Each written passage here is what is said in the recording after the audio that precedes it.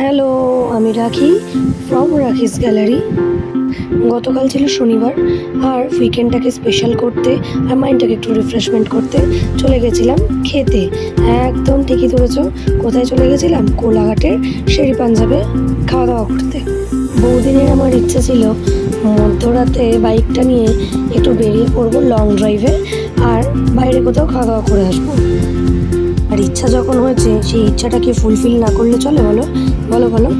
এই তো একটাই জীবন, কখন আছে কখন নেই তা কি বলা যায়? তো যা ইচ্ছা হবে মন খুলে সবটা করে নেবো।